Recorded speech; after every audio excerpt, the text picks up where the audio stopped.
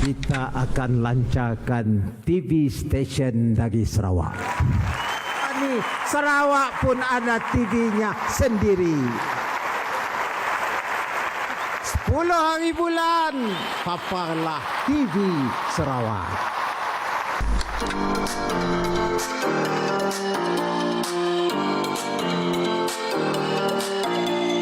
Warnailah hidupmu, tampilkanlah bakat baru.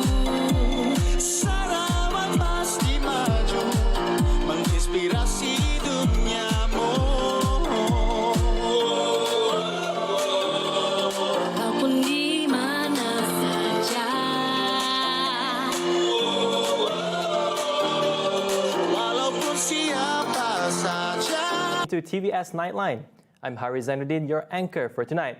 Let's dive into the topics for today. Sarawak is ready to tackle flood cases that are expected to occur anytime soon.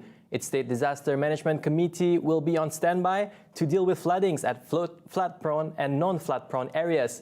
Dalat Assemblywoman Dato Sri Fatimah Abdullah reiterated that all preparations have been made by relevant agencies to ensure proper and aid will be channeled in the case of a flood. Iaitu Jawatankuasa Bencana peringkat negeri yang terdiri daripada berbagai agensi, berbagai jabatan, termasuklah jabatan kami.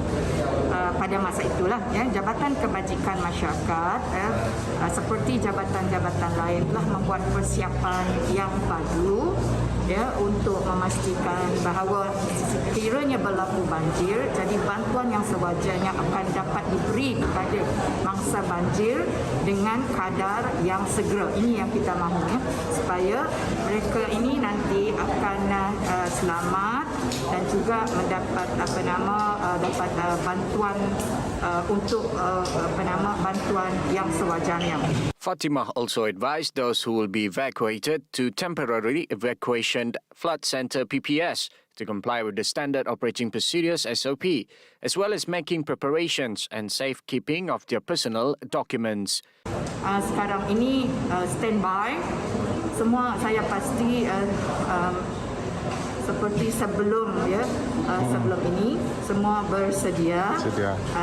Dan kita berharap bahawa apabila berlaku banjir, kita harap penduduk akan dengar nasihat patuh nasihat daripada pihak yang berwajib. Bila mereka disuruh pindahlah dan untuk dokumen-dokumen penting juga pada masa bolehlah siap sedia sekarang, simpan supaya senang untuk dibawa apabila mereka berpindah. Jadi ikut arahan, jika perlu berpindah, pindah, dan juga patuhi SOP di pusat pemindahan banjir juga untuk keselamatan diri dan keluarga. Earlier, the Malaysia Meteorological Department has made predictions that heavy rainfalls are expected to occur in several areas of Sarawak from December 23rd to December 28th.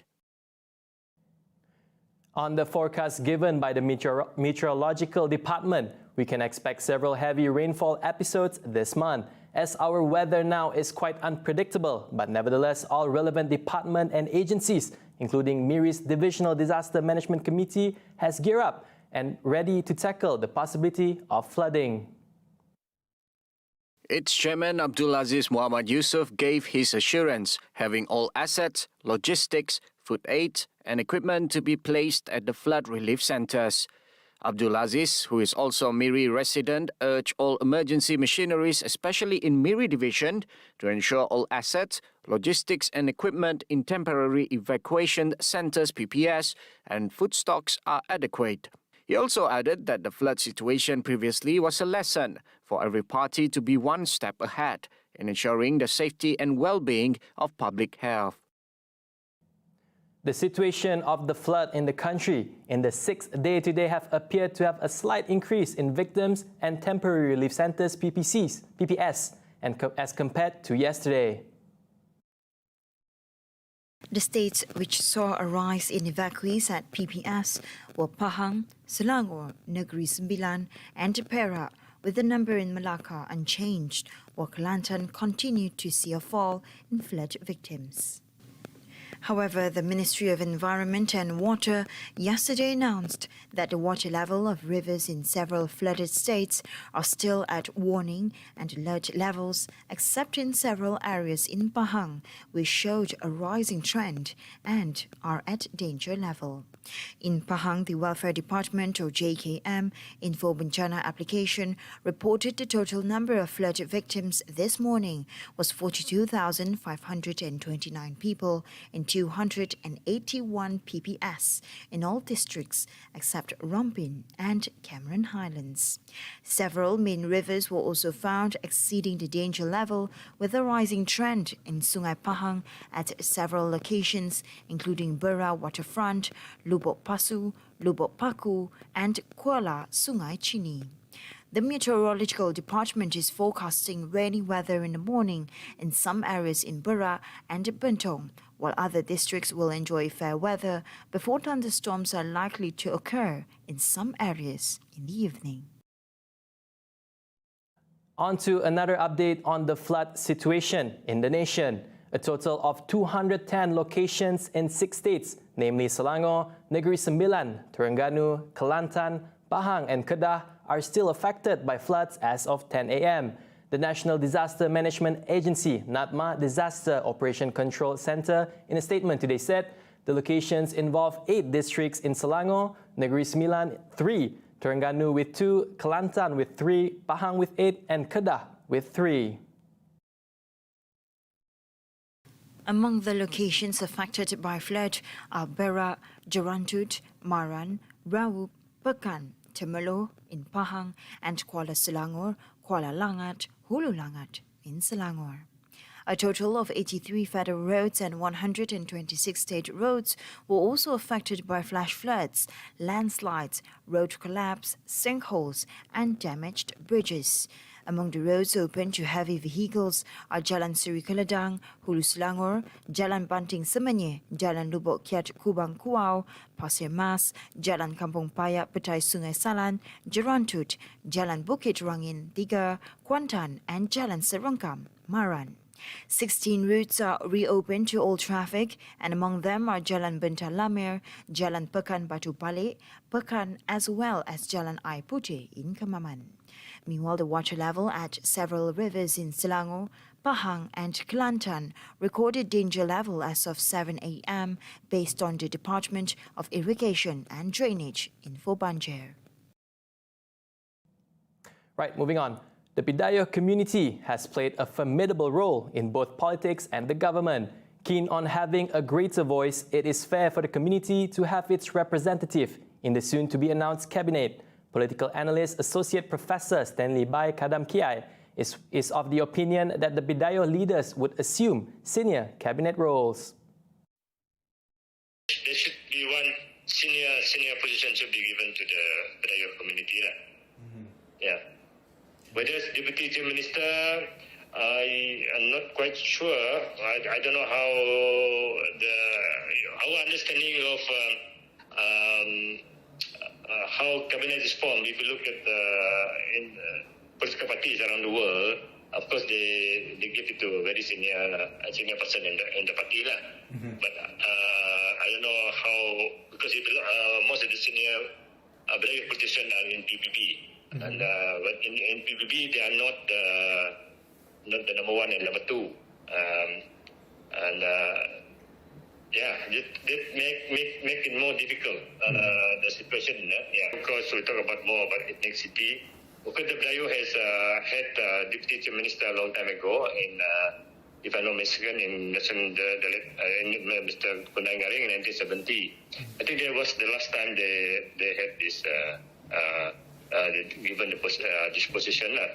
But in I don't know the structure in PBB because senior cabinet position are normally given to the senior person in the party.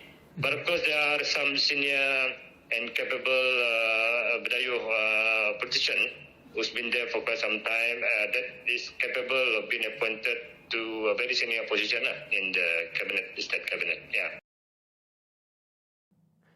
Now, The guidelines for the Christmas celebration by the Sarawak State Disaster Management Committee, SDMC, is seen practical, and as it is still allowed the people to celebrate the festive according to a medical and public health expert.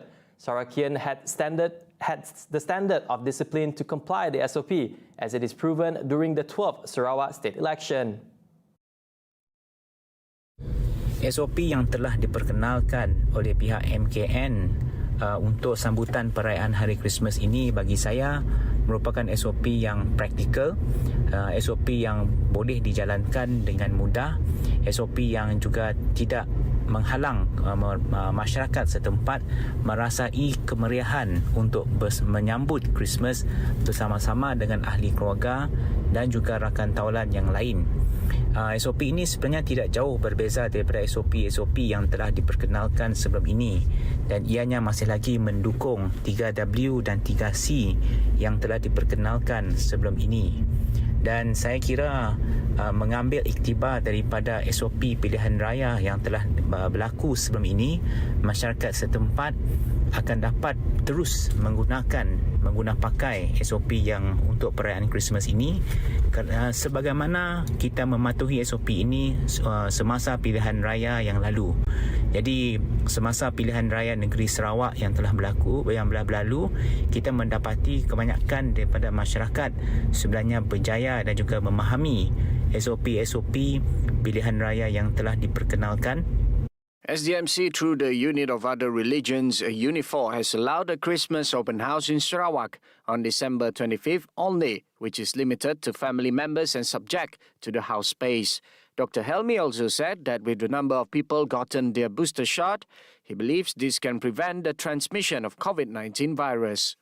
Dan juga selepas Christmas yang akan diadakan ini, ditambah pula dengan penggalakan untuk mendapatkan booster dose ataupun dos penggalak di kalangan masyarakat setempat, maka kita akan dapat mengelak peningkatan kes secara mendadak ataupun mengelakkan peningkatan kes ataupun wave of cases dalam masa beberapa bulan yang bakal datang ini.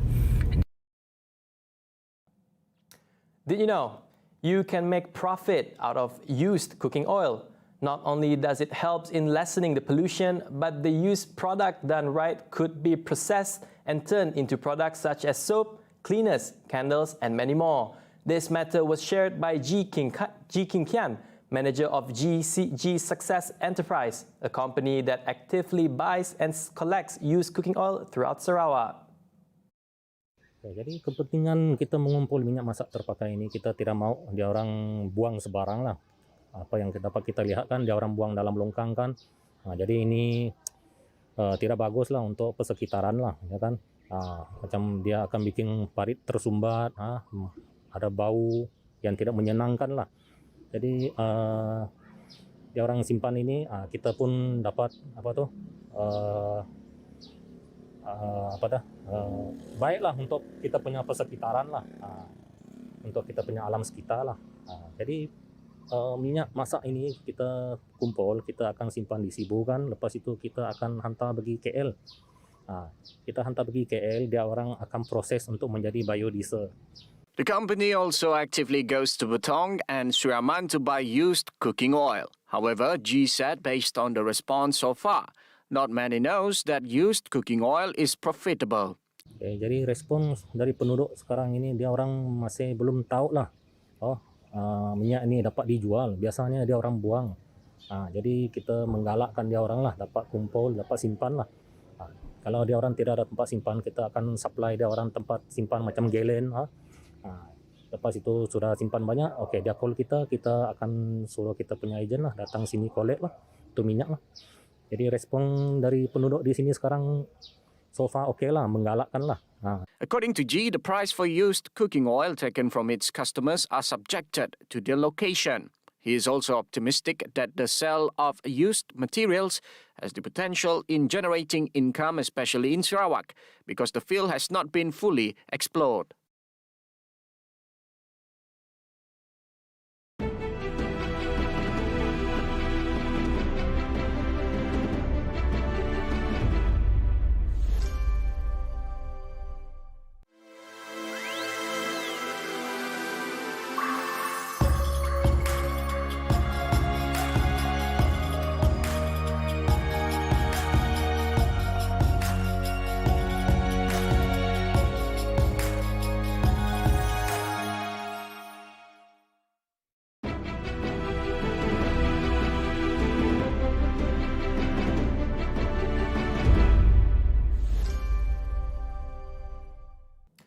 A man who molested an 8-year-old girl was sentenced to 6 years jail and 1 stroke of the Rotan. Al-Hizam Rabili, 32, pleaded guilty before Kota Kinabalu Session Court for sexually assaulted the girl on September 19 at 4 p.m. inside a toilet of his house in Ranau. The offence falls under Section 14(a) of the Sexual Offences Against Children Act 2017, which carries a jail term of up to 20 years and whipping upon conviction. The facts of the case, among others, stated that the accused helped the victim to open a water pipe for her to clean her buttocks. After she was done, the accused told the victim not to leave the toilet to which the crime had allegedly took place. The accused was arrested on September 21st at about 2:15 p.m. following a police report lodged by the victim's mother. During mitigation, the unrepresented accused asked for a lenient sentence, saying that he has a wife and 2 children to look after. However, the prosecution asked for a deterrent sentence to serve as a lesson to the accused and that sexual was serious. A female teacher claimed to have lost 438,000 ringgit to a Macau scam last August. The 44-year-old victim was contacted by a man who allegedly claimed to be a representative of an insurance company early August to investigate a fraudulent claim of $76,000 ringgit under her name. When the victim denied the allegation, the suspect told her to phone a police officer at the Ampang District Police Headquarters IPD in Kuala Lumpur, who was handling the case of fund misuse under the victim's name. Pahang Commercial Crime Investigation Department Chief, Superintendent Muhammad Wazir Muhammad Yusuf said the victim's name was also linked to a money laundering investigation. Muhammad Wazir said the victim then claimed a subsequent check with a bank on Monday, December 20th, discovered that her account was only left with a balance of 132 ringgit. The victim tried to get an explanation from the police officer, but claimed the phone number was no longer in use. The case is being investigated under Section 420 of the Penal Code, which provides for a maximum jail term of 10 years with whipping and fine if convicted. Now, the sale of a bus and flight tickets under the Vaccinated Travel Land VTL between Malaysia and Singapore will be temporarily suspended from tomorrow until January 20, 2022, said Health Minister Khairi Jamaluddin. The decision, he said, took into consideration a report of Singapore Health Ministry on December 20th after a local COVID-19 cluster involving 3 positive cases was detected. For travellers who have purchased VTL tickets via land and air, as well as meeting the stipulated conditions, can travel under the initiative. Commenting further, he said the VTL initiative would be reopened on January 21st, 2022 after a risk assessment based on the current COVID-19 situation in both countries. In this regard, Khairi called on all travellers to be responsible and always comply with the standard operating procedure stipulated by taking COVID-19 self-tests randomly. On November 29, Malaysia and Singapore agreed to launch the VTL initiative by air and land between the 2 countries for travellers who have completed 2 doses of COVID-19 vaccination. Via the facility, travellers need not under compulsory quarantine upon arrival at the destination, but they are required to undergo the need of carrying out COVID-19 detection tests before departure and upon arrival. Disaster relief fund amounting to $60,000 will be contributed by the Singapore government as seed money to support the Singapore Red Cross public fundraising to assist in the recovery efforts in Malaysia and the Philippines. The Republic's Ministry of Foreign Affairs (MFA) said the floods in Malaysia and Typhoon Rai in the Philippines have claimed many lives and have caused massive property destruction, causing hardship and suffering to many communities. In a statement made today, the MFA said the Singapore government's donation will boost SRC's pledges of $50,000 each to the Malaysian Red Crescent and the Philippine Red Cross. It said, as a close friend and fellow ASEAN member state, Singapore stands by Malaysia and the Philippines during this difficult time. Previously, on December 20th, the SRC had announced their pledge to donate and support the ongoing relief efforts in response to the recent climate emergencies in Malaysia and the Philippines. The death toll from Malaysia's worst floods in years has risen to 27 and have also displaced an estimated 70,000 people. The Typhoon Rai in Philippines, on the other hand, have claimed the lives of at least 375 people, with more than 1.38 million people. Malaysia remained a major competitor to the world's major pepper-producing countries, especially Vietnam, Indonesia, India, making Malaysia the world's fifth largest pepper producer. The Malaysian Pepper Board said Sarawak pepper, reputed for its premium quality and unique aroma, was still in high demand. Both pepper and cocoa remain a major component of the country's economy, recording an improvement in terms of export value this year that fared well during the pandemic, catching up the pace to meet rising world demand. Tin experienced production disruption and gold remained mostly untraded this year. From January to September 2021, the export revenue of cocoa beans and products increased to 9.4% to 5.07 billion ringgit from 4.59 billion ringgit in the same period last year. Cocoa butter was the highest contributor in terms of export revenue, followed by cocoa powder and chocolate. Malaysia's cocoa butter was mainly exported to the United States, Japan, and Turkey. As for cocoa powder, China was a major buyer, followed by Thailand and Indonesia. Chocolates were mainly exported to Japan, followed by China and Thailand. However, production of local beans from January to September 2021 was 436 tons, down 8.6% compared to the same period last year.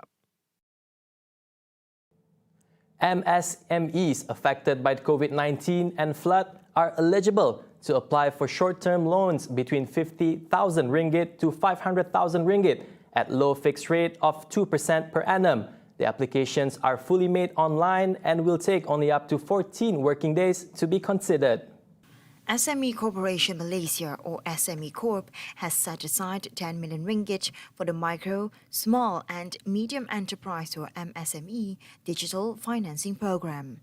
The program is open to all MSME, especially those affected by the COVID-19 pandemic and floods, and it offers access to short-term financing via a digital platform. According to SME Corp Chief Executive Officer Rizal Naini, there are 1.15 million MSMEs throughout Malaysia, of which 226,000 are in Selangor. He estimated about 50,000 MSME have been affected by the recent floods in Selangor. Meanwhile, MicroLeap, a peer-to-peer microfinancing operator regulated by the Securities Commission, has been appointed to offer loans via the digital platform. Now on to some global updates. The rapid spread of COVID-19 Omicron strain in many countries has brought more uncertainties to oil price in the world. According to experts, oil prices rose on Tuesday, trying to recover from the prior session's sell-off driven by Omicron fears. The West Texas Intermediate for February delivery added $2.51 or 3.7% to settle at $71.12 a barrel on the New York Mercantile Exchange, while Brent crude for February delivery increased $2.46 or 3.4% to close at $73.98 a barrel on the London ICE Futures Exchange. Tom Essay, founder of Seven's Report, said in the future, the oil price may rebound to $75 per barrel as long as the market's concern about new epidemic prevention measures or uncertain economic growth do not rise significantly. He warned investors against the uncertainty caused by the epidemic because any factor that leads to decrease of crude oil demand may trigger changes in safe haven funds, which will cause the international oil price to fluctuate violently. Market analyst James Helchik holds that the biggest uncertainty facing international oil prices at present is whether the United States will strengthen epidemic prevention and control measures particularly for the Omicron strain. Once the US government starts relevant measures, the international oil price may quickly drop to $60 per barrel. The first text message ever sent, reading Merry Christmas, was sold on Tuesday, December 21st for 107,000 euros or 120,599,000 US dollars and 70 cents as non-fungible token at a Paris auction house. The text, which was sent on December 3rd, 1992, was put up for auction by British telecommunications company Vodafone. Bravo.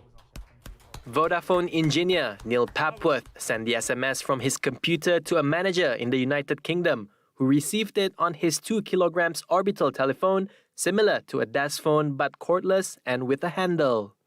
Non-fungible tokens, or NFTs, are a type of digital asset that has surged in popularity this year, with NFT artworks selling for millions of dollars. Traded since around 2017, these digital objects, which encompass images, videos, music, and text, exist on a blockchain, a record of transactions kept on networked computers.